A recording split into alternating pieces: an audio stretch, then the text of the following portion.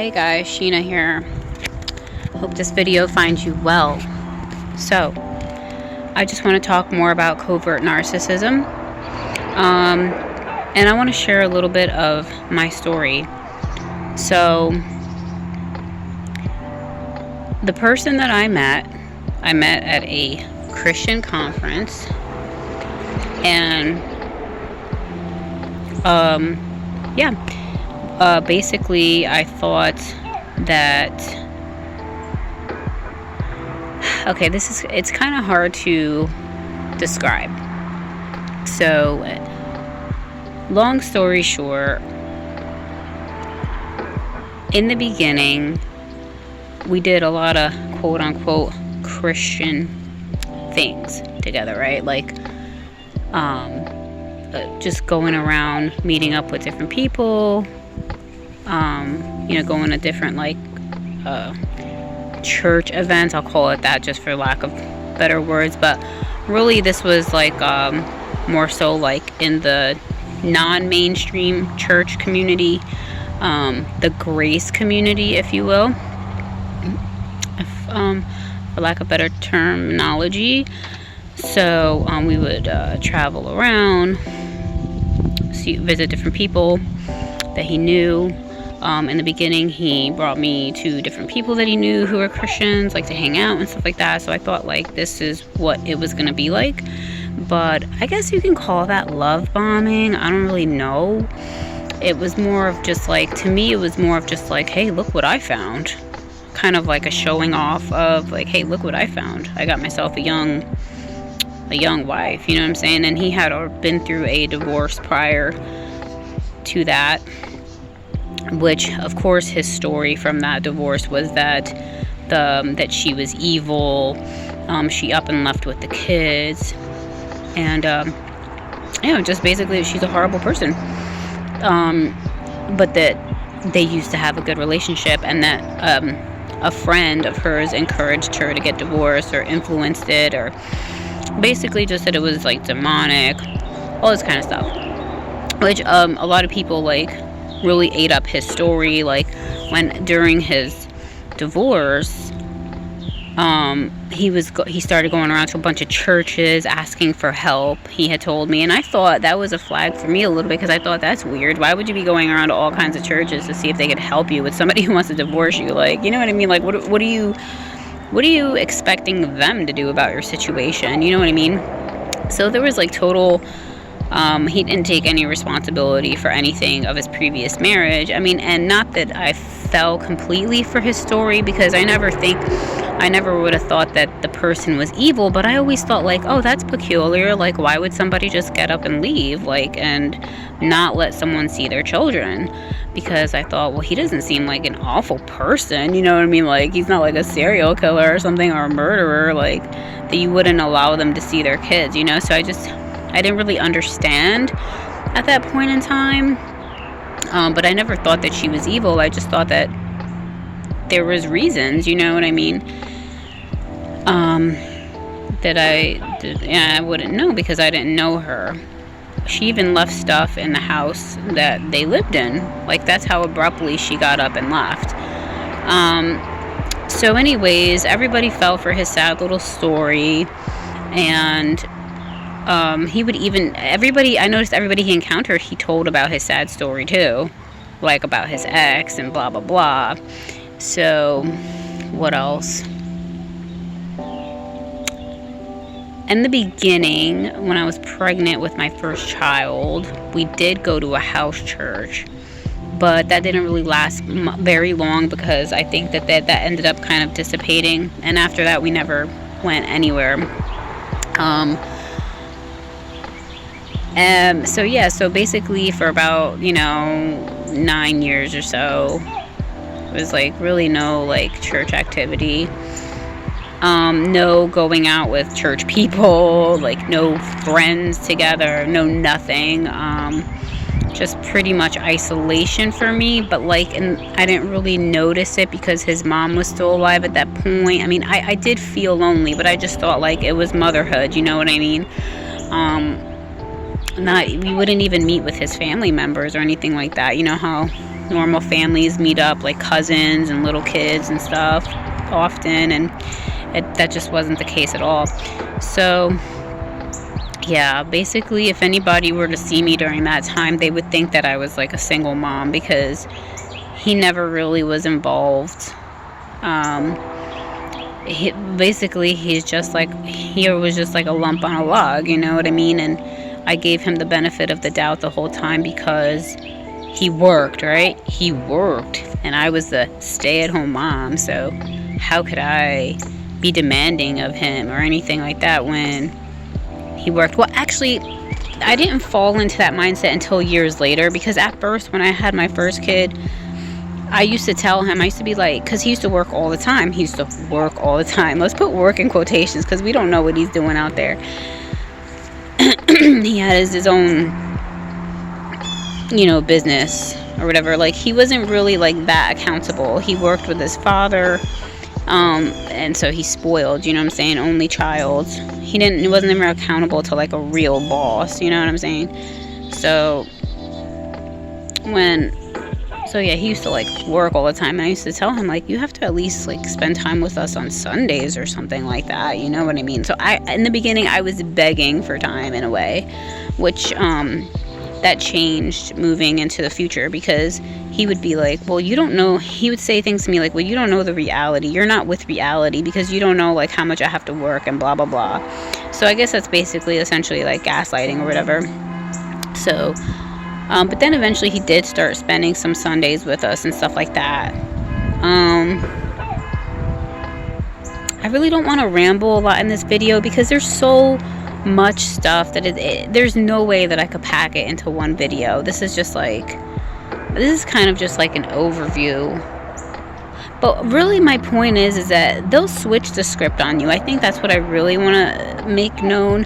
So my point is, for the whole time, we really didn't go to church. My kids didn't know what it's like to go to church every Sunday and so on and so forth, which I wasn't really like. I did want more of an intimate relationship, like with prayer at home and stuff like that. And like, I wasn't really like that hard up for going like to church every Sunday, because I knew like that I didn't feel condemned about it or anything. It would have been nice to find a church to go to and stuff like that. So I was just like thinking that maybe he would say, oh, I don't want to go to religious church. So fast forward to saying, I want a divorce. Now, all of a sudden, he goes to church. Now he tries to listen to worship music at home and in the bathroom. Like, they'll start doing things they never did before, because they want to make you look like you're the bad person. They'll say things in front of the kids like, I'm with God and you're not, right? Because they know what they did the whole time. They caught you like a fish, neglected you the whole time, and then when you want to leave them, they say, well, now all of a sudden they're Christians again. Now they're acting like Christians again, right? They're going to church, but let me tell you, they're still not doing the things they need to do, not fixing the leaking roof and blah, blah, blah, blah, blah. They're still just as neglectful. But they're putting on a show for the kids and to make you look bad. Not only that, he wants to take the kids to church on Sunday too. So, right, because now church is important. Now they need to know what going to church is like. Now, never before, only now, because there's going to be a divorce going on. So it's really just manipulation. What else do I want to say? Yeah, they'll just like do stuff to try to mess with you, all right? Like play worship music loud in the house, which is obviously there's nothing wrong with worship music, but when you're aware of the fact of why somebody is doing what they're doing, and basically, essentially, he is also, I noticed that he is like a Pharisee, which is weird because I met him in a grace community, but he was like a wolf, if you will, among the sheep. So, anyways, what was I gonna say? Yeah. So basically now it's all about condemning me, playing worship music to try to aggravate me, because he knows why he's doing it. You know what I mean? He is trying to make the statement that he has to play worship music in the house because there's something evil or dark over me, and he's trying to play worship music to like get rid of that evil thing that's trying to destroy our family, when the fact of the matter is that his neglectful neglectful narcissism is what destroyed his life, is what's destroying him, not the devil. I mean, not, it's just all part of not taking responsibility. Oh, let me play this worship music because that'll fix things, that'll get the evil spirits off of her. No, dude. They don't even get it. They don't even get that it's the fact of their neglect. I guess because it's purposeful. Why would they get it? It's like a program. It's like a game, I'm thinking, for them. And also, they want you to tell them that you're aggravated. Like, they want to do things that aggravate you to get your supply to say. So you can say, can you shut that off? Or they're basically like a big distraction in your day. They pull away from the normal things that are supposed to take place in life, and it's like, dude, if you're with a covert narcissist, or a neglectful narcissist, I was gonna say don't even bother homeschooling, but it's very difficult because they're not your partner, they're not on board, they're not your teammate, they're just there to distract you and pull and everything and gravitate everything towards them.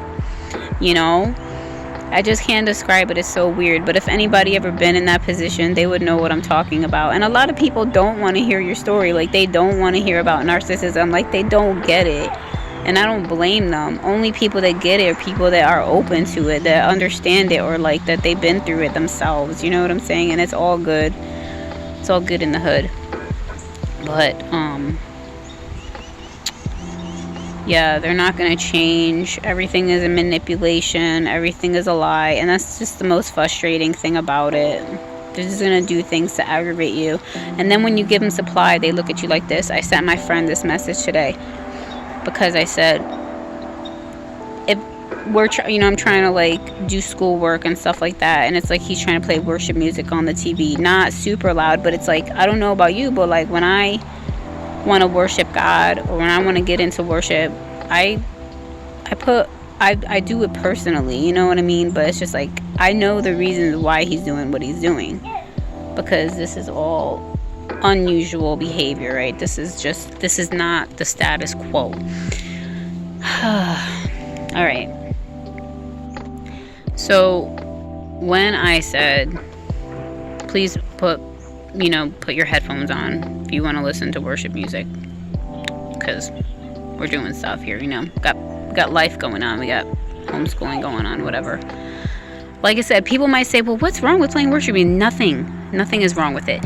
What the problem is the intentions, the discernment of the whys in the house. So anyways, he looked up at me and went like this, opens his mouth wide, it's almost like a smile and an awe. Oh, the Blue Jays are back, they're so beautiful. It's almost like, yes, I did it. I aggravated her. I got supply out of her. Or look at her, she's so evil. She doesn't even want worship music playing out loud. Ah ha ha. It's kind of like that. So, anyways, I just wanted to share more about my personal story, because I think that when other people hear it, they feel, confirmed. Oh my God, yeah, I experienced something similar to that too, something similar to that pattern. Because I know I get encouraged when I hear other people, yeah, it's the relatability, because if you're going through something like this, you could feel very alone, you know what I mean? Nobody gets it. There's not many people you can talk to about it. And yeah, so, and guess what? He still doesn't see his 5 kids to this day. And guess what, guys? I fell for the story that, for instance, I thought his neglect was due to the fact that he was just, so depressed and he couldn't really function well because he lost his kids. I fell for that story, too, because I gave him the benefit of the doubt. That's what I was doing all those years, was giving the benefit of the doubt. Okay. But, see, your body knows, but your brain tries to rationalize everything. So my brain rationalizing and trying to make meaning of it was saying, okay, well, yeah, he's just traumatized off losing his kids, and he's, you know what I'm saying? But there was a time, see, God will show you. Hold on a second. So, yeah, God will show you, or he showed me that wasn't the case, because actually, because I thought he was depressed and sad off losing his kids, because that was the story, I ended up, I just feel the glory now when I'm talking. I ended up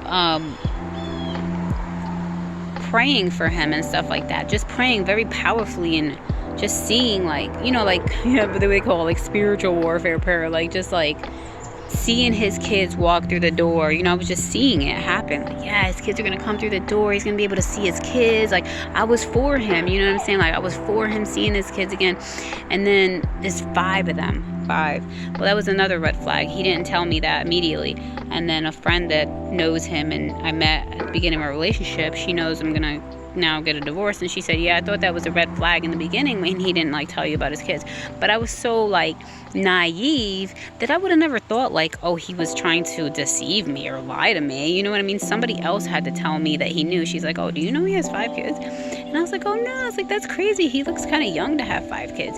So that was, like, where my mind was at. I never would have thought that somebody wanted to, like, trick me or something like that. Like, that was, why would I think that? Like, that's insane, So anyways, my phone's about to run out of battery. He, guess what? Prayed and prayed. Then finally, he actually was able to see his 5 kids. So they would come over, and guess what? He would try to act like he didn't even have time for them. Like, oh, I gotta work.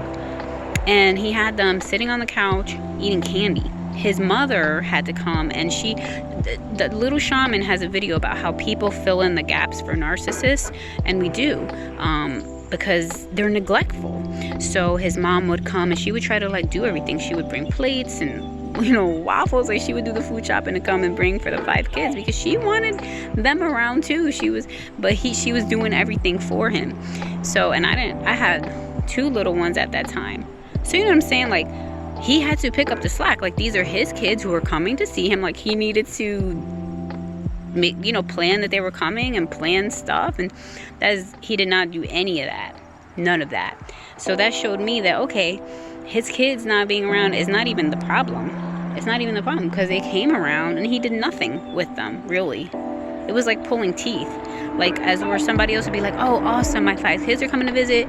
I'm going to plan what we're going to do for the weekend, write out a schedule. When we get up in the morning, we're going to have breakfast all together. No, and no. He carried on his same stupid ass schedule of getting up, looking in his laptop, blah, blah, blah. Not even, like, worried about all that stuff.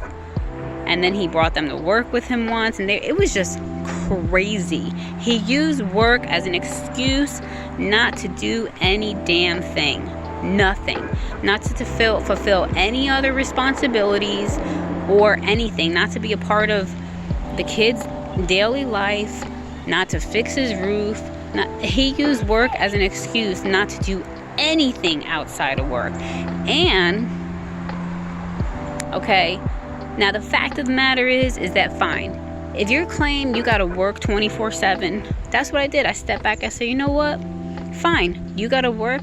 I'm gonna give you all the time in the world you need to work, because I don't want to be a hindrance to him bringing home the bacon. You know what I'm saying? To him, bringing in money that we need to make things work around here, to fix the roof, to pay the bills. Of course, right? I honor that. That's amazing that you're working your own business. But the fact is that money was hardly ever brought in, that bills are hardly ever paid. They give you just enough to make it, just enough. And they don't, and he don't pay for food either, because, well, this is personal, but yeah, government assistance, right? Because his mentality is, well, I'm paying child support for my 5 other kids, so I don't need to, so I'm going to take from the government too. Do you know what I'm saying? They're cheaters, they're liars, they look for ways to get away with shit. All right, so, like I said, if there was actually fruitfulness from what he was doing, that would be one thing, you know what I mean? But when when someone is claiming to work 24/7 and they're not even aware of their bills, and when you tell them about bills, they just kind of, like, barely want to pay them. They just barely are interested in keeping up with their own personal life. It's like, what are you doing if you're not working to support your family? Like, what are you working for? Are you out there, like, paying prostitutes and stuff like that, like, that I don't even know about? So, why are they working? What's his motivation? Clearly it's not his family, clearly. So this is what I had to come to realize. This is what I had to come to realize. They use work as an excuse to not do anything outside of work. And they don't even want to pay the bills. Hardly. Also, lots of money came in from the government, from 2020 and 2021. We all knew that. I saw none of that money. I don't know what was done, but I don't see the fruits of receiving any of that money. So anyways, guys, this is what they do. And I'm not sharing this to be a whiny baby. I'm sharing it just for somebody else out there to have relatability with and say, yeah, okay, those are some signs. Awesome. Now I know what to do with the next step of my life. You know what I mean? Like, I'm out of here. I'm going to leave. Or, what have you. All right, everyone, take care.